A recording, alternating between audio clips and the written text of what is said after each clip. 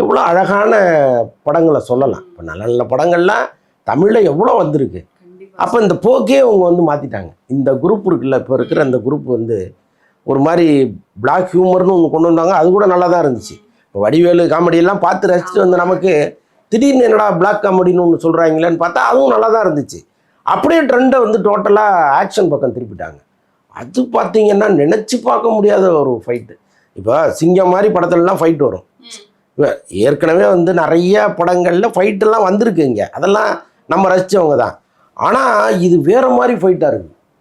அப்படி வந்து ஒரு அசுரத்தனமான ஃபைட் போடுறாங்க, எதிர்பார்க்காத அளவுக்கு ஒரு ஃபைட்டாக இருக்கு. ஆமாம், அது என்னென்னா இப்போ அன்பறிவு மாதிரி ஸ்டன் மாஸ்டர்ஸ்லாம் என்ன பண்ணுறாங்க, இந்தியாவிலே முக்கியமான ஸ்டன் மாஸ்டர்ஸாக மாறிட்டாங்க.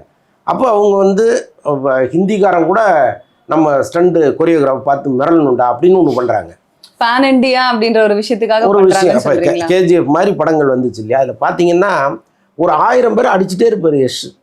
ஏன்டா உங்களுக்கு டயர்டே ஆகாதா, எப்படா முடியுதுன்னா அதுதான் இதெல்லாம் உங்களுக்கு ரசிக்கிறதுக்கு அறிவில்லைன்றாங்க. அதுக்கப்புறம் அதே மாதிரி படங்கள் வந்து ஓட ஆரம்பிச்சோன்னு இவங்க என்ன பண்ணிடுறாங்க, சரி இந்த மாதிரி படங்கள் தான் ஓடுது, அவன் ஒரு 10 லிட்டர் ரத்தத்தை கரைச்சான்னா நம்ம ஒரு 20 லிட்டர் கரைப்போம்னு இறங்கிடுறாங்க.